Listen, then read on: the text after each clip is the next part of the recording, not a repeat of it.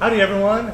Today it is the Tradition Show and we're here with an exciting guest. We're at our local 8-row Flint and we're with Christina. What's up, Christina? Hi! So today we really want to come out into the community, support local businesses, and 8-row is one of those great businesses. And we want to interview you because Jesse's got a great relationship and we love your guys' location and your guys' establishment here. Thank you, sure. thank you. Yeah, we're happy to have you guys. Well, Christina, let's kind of jump right into it. We're going to do an interview and ask you a few questions. And how did you get into the industry of what you're doing now? So I started in the industry in high school. My mom made me get a job, and it's kind of one of those things that was like, okay, well, got into it, and I never realized that I was so passionate about it until I was probably 22, and then I went to culinary school. Oh, wow. I wanted to be a chef and worked in the kitchen for a while, and I hated it just because I'm such a people person, and I like being around people, and I like making people's experience, awesome. Of course. And so I got to the front of the house and started managing bars and never looked back. But That's awesome. I did want to be a radio DJ. Oh, yeah. That was like my go-to. I was like, I want to be on DJ the Christina. DJ Tina Ray. That was like my go-to. That's perfect. That's awesome. But I realized soon that that was a hard industry to excel in, and so There's still time. there's still time. Still I can time. still do it. Perfect. That's awesome. So, also, Christina, so are you born and raised locally in here in Houston? No, I'm actually from Louisiana. Oh, cool. I'm from Baton Rouge. Uh-huh. I awesome. was raised in Lafayette, but I've been in Houston for 20 years. That's great. So lived in the West Coast for a while. Uh-huh. San Diego, holla holla. Yeah, because you surf a lot. I do. Yeah. I do. I really enjoy surfing. They do have surf in Texas. That's awesome. That is terrific. And so, can you describe your position now and kind of what you do? Yeah, so I started with Agricole Hospitality 5 years ago, December of 2015, right? That's 5 years? Yep. 4 years, technically, right? Technically, we'll say 5. Okay, and I started bartending at 8-row, Okay. and then I kind of moved up a little bit and started managing, and then I had a baby, and they asked me if I wanted to come back and manage 8-row, and then I proceeded to move up as GM. That's where I'm at today. That's terrific. Moving up the ladder. Yeah. In your position now, what inspires you, or what allows you to bring up new concepts or New ideas. New ideas. So- yeah. Because your concepts are insane. Like, you've got the Halfway to Pappy Day. Yeah, I think one of the best things working for Ryan Pear and Morgan Weber is that, and Vinny and Brian Davis, is that, I have all these crazy, wacky events that I want to do, and I'm a very much an extrovert, and I like to throw these kind of crazy parties, and they always listen. They always listen to my ideas, and either they could be a really good idea or they could be a really bad idea, but at least they listen, and they have open minds about it. Because some of them are cool. Because, you've done shot blocks. You've done snow cones. I still haven't done my monkey. You haven't done your monkey. The What's Miss that? on 19th, right? So so talk about that, because I was really excited about you. You're gonna do it, and it just fell through. So back whenever the Heights neighborhood used to be the suburbs of Houston, the suburbs, right? 19th Street was kind of like the party street. That was where all the bars were, or the saloons were at, right? Yeah.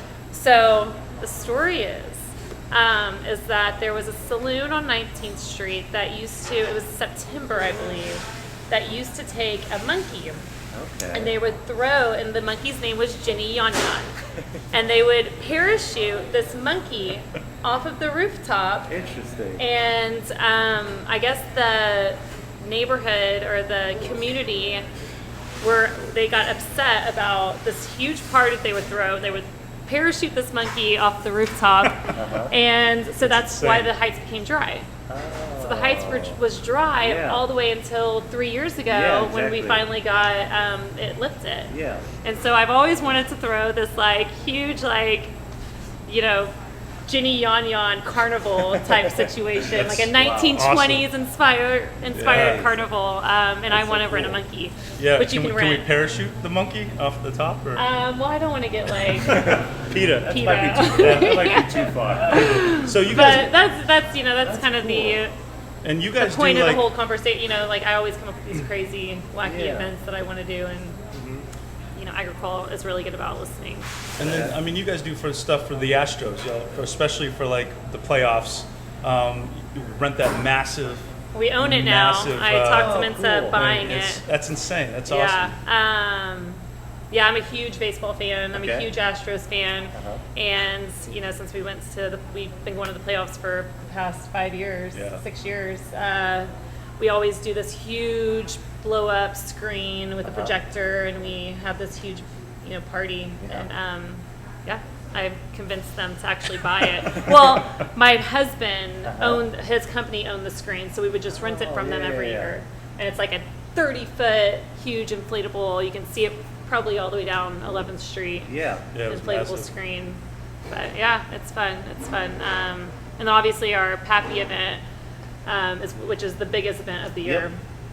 So every whiskey bar, hi Steve, every whiskey bar in the Heights, or every whiskey bar in Houston and the nation gets allocated X amount of bottles of Pappy Van Winkle, which is huge allocation, very hard to get bourbon, and 8 Row gets a specific amount, and instead of it sitting on our back bar and we overcharging for it for the whole year, we just say we're gonna sell it all at cost the day after Christmas. And it's insane. A line out the door like it's 6 a.m. With the whole pandemic happening, I obviously haven't been able to throw any events for the past 90 days, and I had the idea to throw a halfway to Pappy event. Which is on June 26th.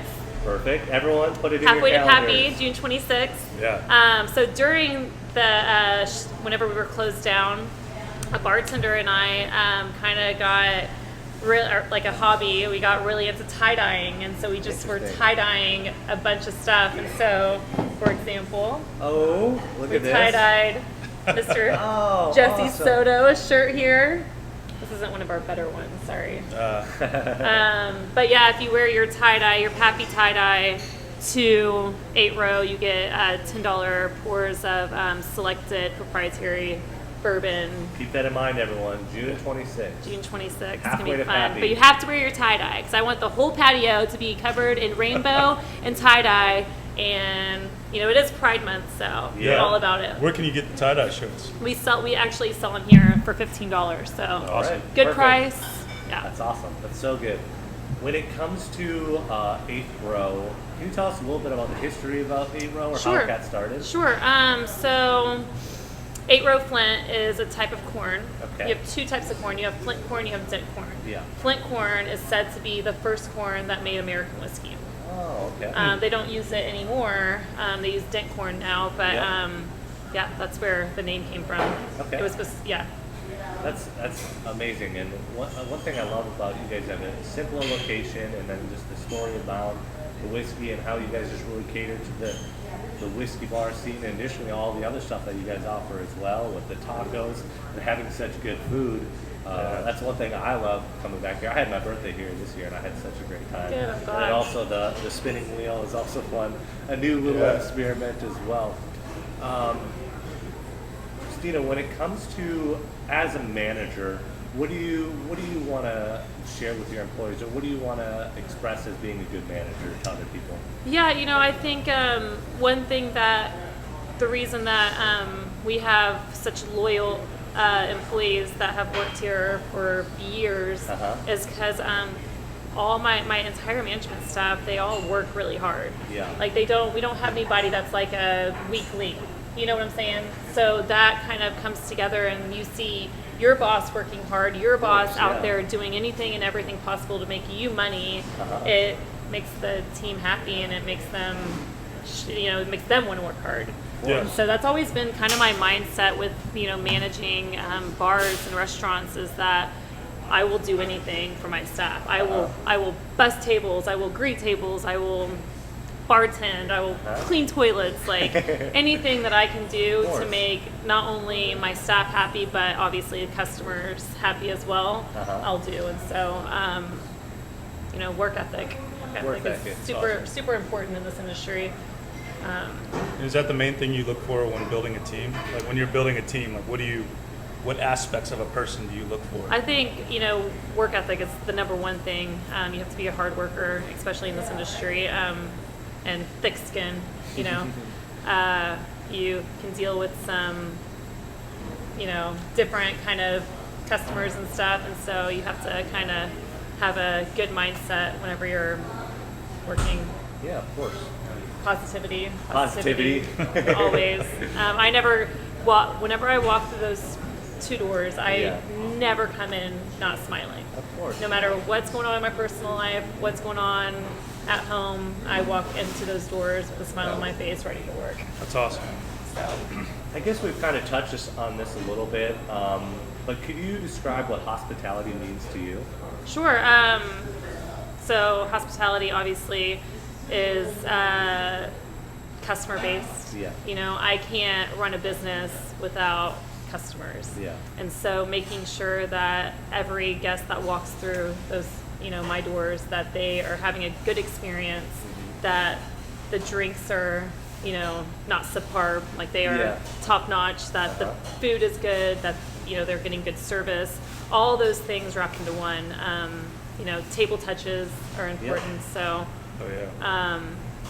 hospitality is, and I think that is any industry that you're in, no matter if you're in the restaurant industry, if you're in real estate, if you're in, whatever. If you're in sales, your number one thing is to make sure that your consumer is happy, right? That's exactly right. So, it's about the service of your clients, about your customers, it's about creating that experience that they'll never forget in a positive way. And it's it's domino effect. Yep. If you can have one person have a good experience, they're going to tell somebody else, they're going to tell somebody else, and it's just going to continue on.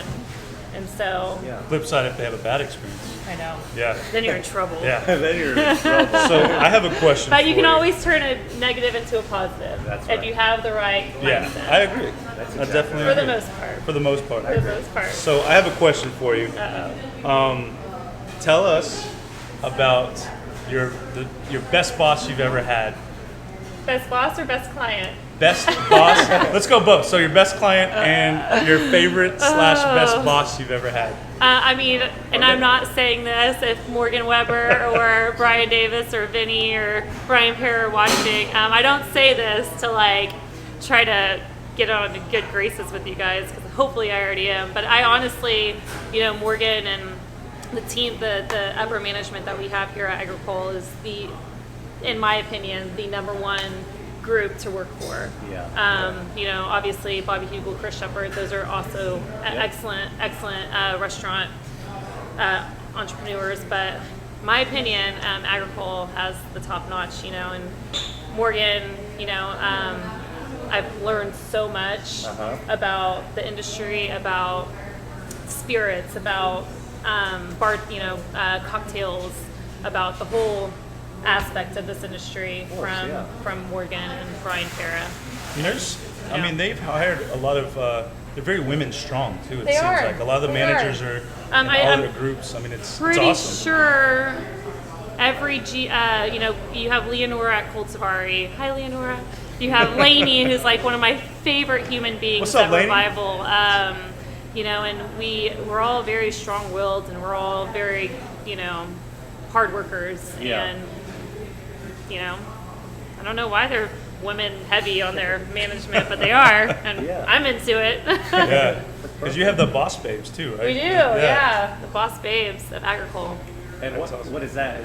And specifically, do you guys So- do anything special with that, or what is it more of your gang? Our gang. No, we so what was that, last year? Yeah. Last year we did this thing at Revival Market where we took my knowledge in bourbon. Okay. We took Leonora's knowledge in wine. We wow. took Amber, who is another manager over at Revival. We took her knowledge in charcuterie plates, Yep. and then we took Lainey's knowledge in catering. 'Cause they do excellent work at Revival for catering. If you ever need any catering done, any charcuterie plates, go see Lainey. She's awesome. And then obviously Leonora is a somm, and so she's got huge wine knowledge, and then my bourbon knowledge. So we did an event where how to throw a party like a boss babe. And we Cool. took all of our knowledge, and we were like, if you ever want to throw like a badass party, we did an event, and we had guests come in and they asked us questions, and Terrific. yeah, it was really fun. So we realized we were like, wow, we are boss babes. Like we got a lot of strong women in this company. That's a good affirmation. I am a boss man. I am a boss babe. Should make shirts. We should. Yeah. So I guess with affirmation and inspiration, is there anything specific that inspires you on your daily life, in your daily life, or whether it be family or in the city of Houston, or maybe even vacation, something that you see? Is there certain things that you pull out or you go back to find more inspiration?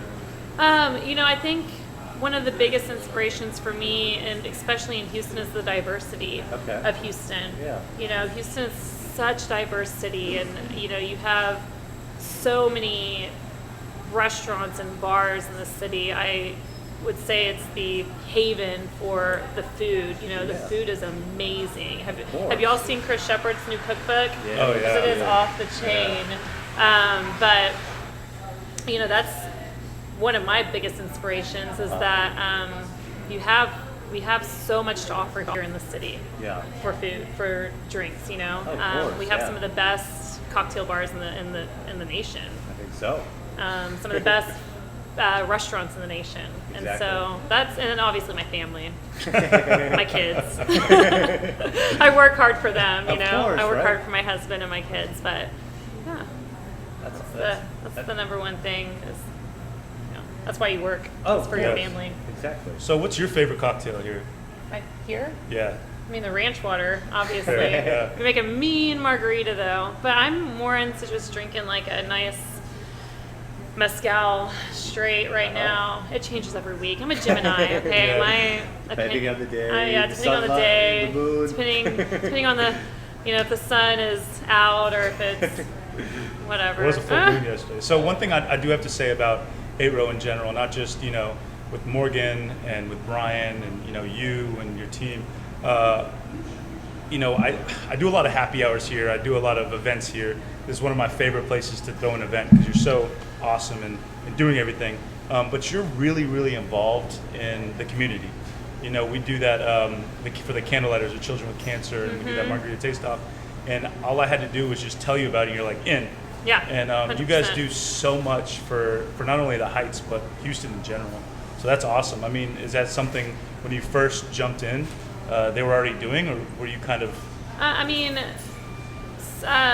Whenever I first started, being the GM here, there are certain things that I have done myself. Like for instance, right now we partnered up with St. Arnold's, the gratuity beer. Okay, yeah. So 100% of the proceeds that we sell from that beer goes to Houston Ship Meals for industry people. It's good. So there are certain, and I feel like,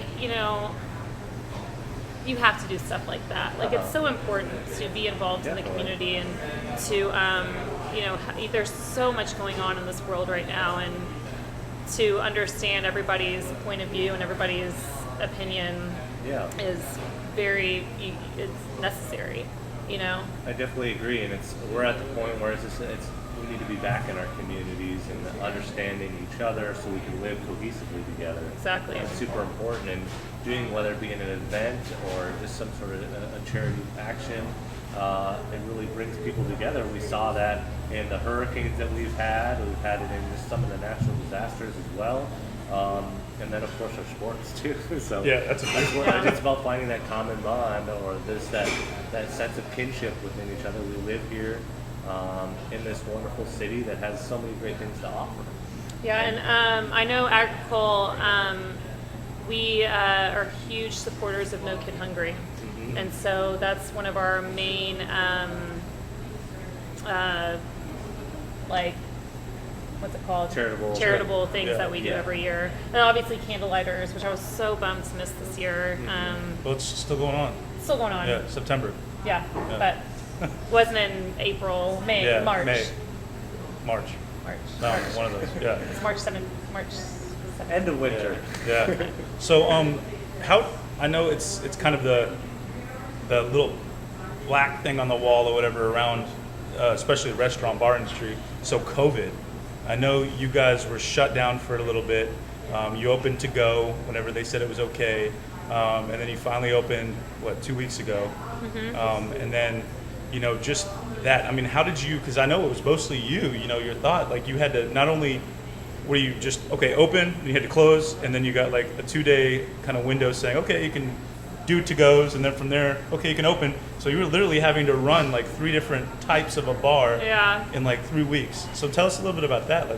Yeah, so all restaurants were forced to do curbside only on March 17th, which, as you know, is St. Patrick's Day. It's one of the biggest days for bars, so that was really tough. So we all got together, and we, with upper management and with my team, and we were like, okay, what are we going to do? Yeah. So we're like, okay, we're going to open up as curbside. So I I individually called my entire staff, and I said, do you want to work or don't you want to work? Yep. Some people, and you will have a job if you are not ready to come to work, 100% completely understand, Of course, yeah. no problem. Some people wanted to work and continue working. Yep. Some people didn't. So the people that wanted to continue working, the next day we opened up. And we did curbside. We did all of our tacos to go. And then obviously Abbott said you could do beer and wine to go as well. So we did like the bottles of wine and 6-packs. And we ran like that for 90 days. And luckily, 8 Row Flint has the perfect drive-through. Who would have thought? Who would have thought? Wild. So yeah, we operate it. I like to say which Chick-fil-A has like the best drive-through system. I like to say that we were up on par with Chick-fil-A's like drive-through system. Y'all had the handhelds and everything. We had the handheld, we were Texas 100%. Yeah, and so we operated like that for 60 days, the whole shutdown. And we had the second day we were open, we had the health inspector came in, and obviously like on the tip of my mind, I was just constantly, my anxiety was so high because I was like, I cannot be responsible for spreading this virus. Yeah, of course. Yeah. That is terrifying to me. And so I did anything that was touched by another person was contaminated. Yeah. Anything and everything. Yeah. Whether it was a pin, whether it was a credit card, Yeah. everything was contaminated. I assumed everybody had the virus. And that was the only way I could go about running a business, was just assuming that everybody had the virus. And so, like I said, everything was contaminated. So we had a clean pile and we had a dirty pile. The health inspector came in and said, you guys are doing everything right. There you go. Don't change That's great anything. to Y'all are hear. great. And that was the second day we were open. So we continue to operate like that the whole time. And still, right now, we're continuing that. Yep. And so that kind of calmed my anxiety down a little bit. Well, I like all your Texas American title pens. Those are awesome. They're all individually wrapped. Individually wrapped. Yeah. And you know what I really, really loved to see was just the camaraderie of, the different restaurants and bars around here. Because I remember I came through and Mastranto's like brought food for my y'all, God. and you guys gave them drinks. I'm gonna start and it crying. was just like, it was incredible. It was so cool was just seeing to that. experience the restaurant industry during a pandemic in Houston. I'm gonna really start tearing up. Was one of the most amazing things I've ever experienced in my life. To see, like the way Rachel Bowie who now works for Topo Chico, to see her do shift meals for people that were out of work.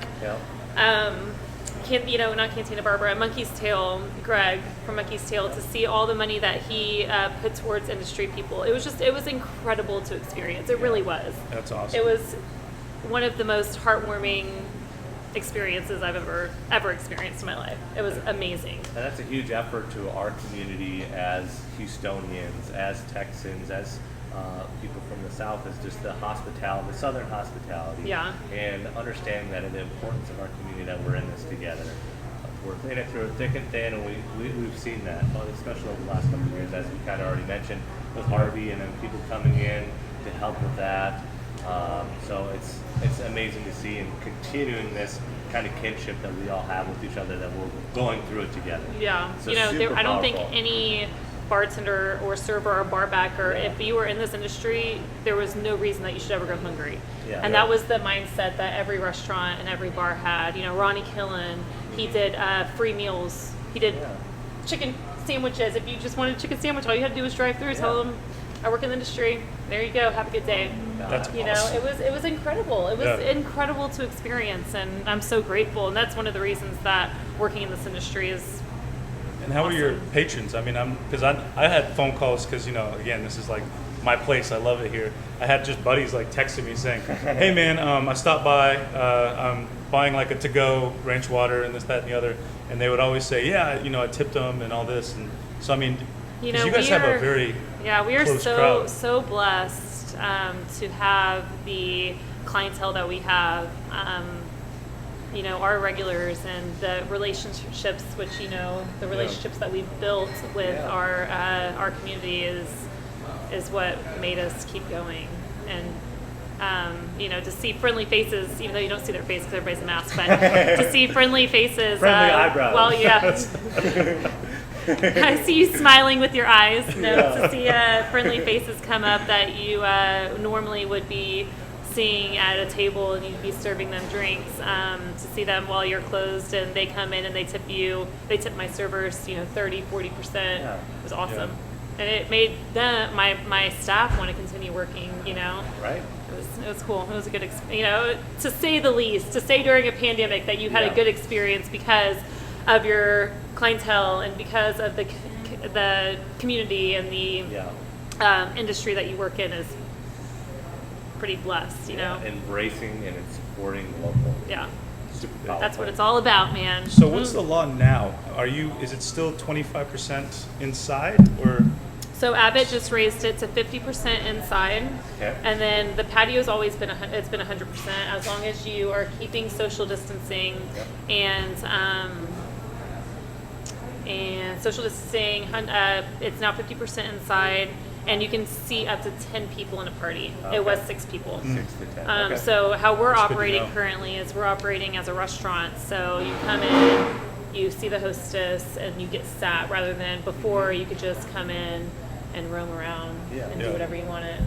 But can't have that anymore. Oh man, Cut it out. But people have been really understanding. We really haven't had any issues of people, trying to Being break the rules or being rebel or whatever. Yeah. you'd have to tick them down. Yeah. I'm gonna tickle him. Don't break the law. Christina's gonna tickle you. Super fun. That's funny. Christina, so when it comes to if you were to give advice to someone, whether they want to be coming up in the hospitality industry, whether it be someone graduating from college or someone graduating from high school, do you have any advice for just individuals trying to find their way in this industry? Sure. Like I said before, you have to have a good work ethic. Yeah. You cannot come into this industry and be lazy. Yeah. You cannot come into this industry and think that you have your staff is lower than you. Yeah. I create my entire staff just as I would want to be, or I treat my entire staff just as I want to be treated. Yeah. There's nothing that I would ask them to do that I wouldn't do myself. Yeah. And that's the most important thing, is that you have to gain respect and you have to earn respect and you have to work hard. If you don't do any of that, you're just gonna get walked all over. Yeah. And then positivity. Like I said, I never come through those doors without a smile on my face, and it radiates to my staff. And so if I were to come in pissed off every day, with that, that's gonna happen. My staff's gonna be pissed off. It's going to be a domino effect, and I'll have a whole building of pissed off people, and then the customers will be pissed off, and then it'll just be bad news. Trickle down. Trickle right? down, man. That's not good. Can't have that. Can't have that. With that in mind, how important is coachability, whether it be for your bartenders or other types of management positions where you guys are at? Coachability, as in Whether, I guess in a way it's just really listening. Yeah. Or taking direction, and this industry can be a little difficult because you do have people that are younger, Yep. or that either they have never worked in this industry or they've worked at a different place where they Yep. ran things differently. And so just as soon as you get into that interview and you're wanting to bring somebody on, just be upfront and tell them, like, these are my standards. Yeah. This is what I expect from you. Yeah. If you cannot meet those standards and if you can't meet my expectations, it's not going to work. Yeah. So just be very upfront, be very vocal about it, Yeah. and so they know exactly what your expectations are before they even start. Yeah. Right? Yeah, right, Right. right. So Right. I read something. There was a news article. I think it was done by the New York Times about you. You had won the Chili's National Bartender Oh my Award. God! Is that, Stop. was that? Please tell us about that. Is that true? This was no. I worked for Brinker. Just like I feel like everybody that has worked in this industry has worked for a chain restaurant one time or another. So, God, 10 years ago, I opened up Sawyer Heights. We Cool. opened up that Chili's where I met Savannah, who's one of my managers now. We've been friends for that long. We've worked together for that long. But yeah, I was a bartender there. Nothing more to say. That's it. Well, I'm originally from the hospitality industry as well, in kind of a different area, resorts, hotels, Oh, yeah. things like that, campgrounds, and just one things that I, as being part of a family business, and then you always taught to get into more jobs just so you learn different fields. And one of my first jobs was scooping ice cream at a local ice cream parlor. See? Nice. Doing that, or otherwise being a bar back. So I can definitely relate in terms of it's all about understanding the management as you come in and listening, and also understanding the expectations of what the job position is. It's super crucial. From what I'm hearing is that it's really about, it's a group effort and it's a cohesive movement to provide this service and continue to do so. So that's truly incredible, and I applaud you guys for that. Every time I come in, I've never had a bad experience. That's so. good. And I hope So, that, I want to say this. I did have a woman that came in, I think it was the first day that we opened, so 2 weeks ago. She hadn't been out of her house since March 17th. Oh, wow. Wow. She has been quarantined in her house since Yeah. March 17th. So obviously I'm like, okay, I bought her a shot. I was like, you need to calm your nerves, honey. Here, please, this is on me. So she was like, okay, thank you. And you could tell her anxiety was so high, Yeah. She was like, I'm just really nervous. And I told her, I was like, look, if you see anything that we're not doing right or that makes you feel uncomfortable, let me know. Like, the only way that I can change it is if I know. Yeah. And after she was leaving, she probably stayed for like a good 2 hours. She was leaving, and she came up to me, and with tears in her eyes, she's like, I want to tell you. And this is why I love this industry. She's like, Yeah. I want to tell you that I never once felt uncomfortable, that this was one of the best experiences. And I was Good. like, thank freaking gosh, man. Like, I can't imagine if we did anything wrong. Well, you guys, the one thing that kind of pisses me off is, there was a picture of at 8 Row the first day that you guys had opened, and it went on, was it CBS? Like it was ABC. ABC National. Yes. Talking about Houston, like Clay, Yeah. when they were just packed with people and stuff. Yeah. And it was talking about how Houston, they were thinking it's going to get bad. There's no, social distancing, this, that, and Yeah. the other. And the freaking cover photo is 8 Row Flint. Even Oh. though they were doing everything completely right. You look at the Yeah. picture, everybody was like, because I was actually here. And, We're here. and I mean, a lot of the tables were closed off. I mean, it Yeah. was 10 feet social distancing. But yet that was a picture Yeah. on the front. On the front, and it was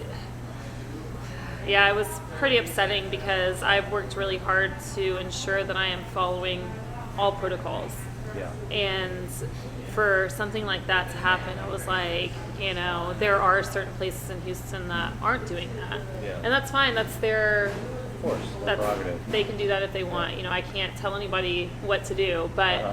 personally, I know that I am following every protocol and that I am doing everything in my power to ensure that every customer that walks through those doors feels safe, that my staff feels safe, and that, like I said before, I don't want to be the one that is responsible for spreading anything, Oh, yeah, right, exactly. And so, it was really disheartening because I've worked really hard to come up with a new business plan twice now. And yeah, it was pretty upsetting, but it is what it is. Can't change it. So you kind of touched on a satisfying moment with a lady coming in, just getting that reward. Is there any other moments that pop into your mind that was really satisfying or rewarding, or maybe even just a sense of accomplishment, I guess, through your career here at Agricole or 8-Row Flint? Oh, I've had so many like points of accomplishments here, just because 8-Row Flint's the best bar in Houston. That's all right. You heard it first. Here. You know, I'm just there's so many. We have, you know, one of the largest selections of spirits in the city. Yeah. We are constantly doing staff education, and educating my staff is probably my number one priority, is making sure that we are staying up to date with all the new exciting things. Because and one of the biggest, the funnest and rewarding parts about this industry is that it's forever changing. Of course, you can never sit back and be like, oh, I'm good. Like, it's fine. Our numbers are hitting it. Like, no, that never crosses my mind. I will always make sure that I am staying on top of the new spirits, the new cocktails, the new beers, the new exciting things that our industry has to offer. Yeah. And that's really important. Don't ever get bored. Don't ever get satisfied in this industry. Just make sure that you are, you know, staying on top of it. Yeah, I like that, because one of the sayings when I first moved to Houston in 2014 was that you always want to be green. You always want to be that green tomato, always be ripening. So I always take that to heart. Oh, I like that. Yeah. So always be ripening. I like that. Stay green. Stay green. I like that in many connotations as you are. So perfect. Jesse, do you have any more questions, or? No, just, you know, thank you so much for letting us interview you. Yeah. Hopefully I wasn't too nerdy. I feel like I can get No, it was perfect. Nerd. So does 8-Row have an Instagram, Facebook? Yeah, you can. MySpace. Our Instagram handle is at 8-Row Flint. We have Facebook, 8-Row Flint, and then you can go and see our menu at www.8rowflint.com. It's a 30-page menu, so it'll take you a few. To look through it. And Halfway to Pappy's on June 26th. We'll be doing, if you come in your tie-dye Pappy, which we're still selling for $15, you can get $10 pours of selected proprietary barrels. Perfect. That's awesome.